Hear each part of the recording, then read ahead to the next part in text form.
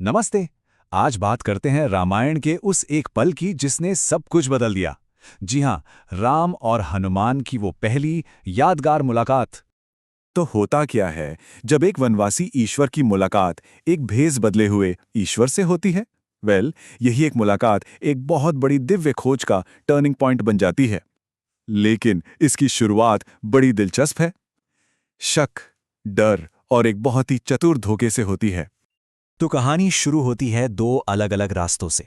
दो बहुत ही जरूरी यात्राएं जो एक ही मंजिल पर आकर टकराने वाली थीं। और वो जगह थी ऋष्यमुख पर्वत।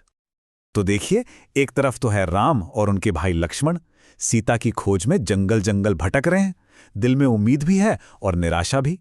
और दूसरी तरफ है वानर राजा सुग्रीव, जो अपने ही भाई वाली के डर से छिपे हुए हैं। उन्हें हर पल यही डर सताता है कि कहीं वाली ने उन्हें मारने के लिए कोई जासूस न भेज दिया हो।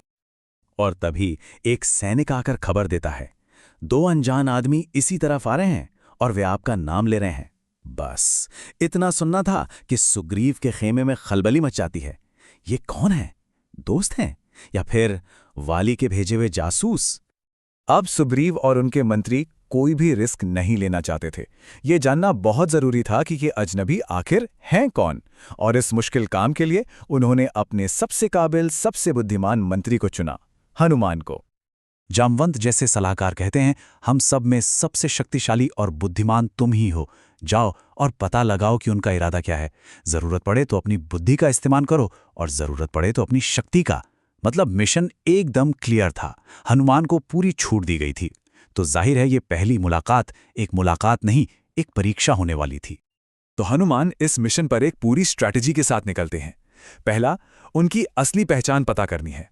दूसरा, उनके इरादे क्या हैं ये जानना है। तीसरा, उनकी ताकत का अंदाजा लगाना है। और चौथा, ये सारी जानकारी सुग्रीव को देनी है। और इस सब के लिए, ताकि कोई शक ना करे, वो एक ब्राह्मण, एक ज्ञानी विद्वान का भेष बना लेते हैं। अब जो होने वाला है वो कोई आम बातचीत नहीं है। ये तो दिमागी शतरंज का खेल है। एक तरफ हनुमान हैं जो हर सवाल से सामने वाले की कमजोरी टटोल रहे हैं, और दूसरी तरफ हैं राम, जो अपनी अद्भुत पारखी नजर से सब कुछ समझ रहे हैं। हनुमान शुरुआत करते हैं एक बहुत ही तीखे सवाल से, जो किसी को भी निरुत्तर कर दे। वो पूछते हैं, दो योद्धा जिनके पास धनुष बाण हैं, जो देखने में राजकुमार लगते हैं, वो इस खतरनाक जंगल में तपस्वियों के कपड़े पहनकर क्यों घूम रहे हैं? और ये सवाल वो एकदम शुद्ध विद्वानों वाली संस्कृत में पूछते हैं। वो देखना चाहते थे कि इस सीधी चुनौती पर उनका रिएक्शन क्या होता है। अब ये बहुत दिलचस्प है। राम की जो प्रतिक्रिया होती है वो सब कुछ बता देती है। लक्ष्मण तो अभी भी शक कर रहे हैं, लेकिन राम सवाल से ज्यादा सवाल पूछने के तरीके से प्रभावित हो जाते हैं। वो लक्ष्मण से कहते हैं, लक्ष्मण, इनका भाषण सुना, व्याकरण पर कितनी पकड़ है, वेदों के ज्ञाता लगते हैं, इतने विद्वान, मन में छल नहीं हो सकता। राम उस ब्राह्मण की बुद्धि में छुपी पवित्रता को देख लेते हैं। और ये सवालों जवाबों का खेल चलता रहता है। हनुमान बड़ी चतुराई से हर सीधे सवाल को टाल जाते हैं और बात को वापस दोनों भाइयों पर ले आते हैं। इससे लक्ष्मण तो और चिढ़ जाते हैं, लेकिन राम की दिलचस्पी इस ज्ञानी ब्राह्मण में और बढ़ जाती है। आखिरकार राम तय करते हैं कि इस तरह बात आगे नहीं बढ़ेगी। वो उस विद्वान के अंदर की अच्छाई को महसूस कर लेते हैं और उस पर भरोसा करने का फैसला करते हैं और पूरा सच बताने का निर्णय लेते हैं। राम शुरुआत करते हैं अपना परिचय देने से। हम अयोध्या के राजा दशरथ के पुत्र हैं। ये मेरे छोटे और परम भक्त भाई लक्ष्मण हैं। और मेरा नाम है राम। और बस इसी एक नाम के साथ उसी पल सब कुछ बदल जाता है। स्वामी, मेरे प्रभु, वो ब्राह्मण का भेष पल भर में गायब हो जाता है और सामने होते हैं अपने दिव्य रूप में हनुमान, जो राम नाम सुनते ही सब कुछ भूलकर, अपना मिशन, अपना उद्देश्य सब भूलकर बस भक्ति में राम के चरणों में गिर पड़ते हैं। तो देखिए, वो जो एक पहचान का पल था, हनुमान अपना असली रूप दिखाते हैं। वो अपने प्रभु को न पहचान पाने के लिए माफी मांगते हैं, लेकिन राम उन्हें दिलासा देते हैं, कहते हैं कि उनका ज्ञान ही उनका सबसे उत्तम भेष था। अब पूछताछ का तनाव खत्म हो चुका था और उसकी जगह ले ली थी सिर्फ और सिर्फ भक्ति ने। परीक्षा खत्म हो चुकी थी।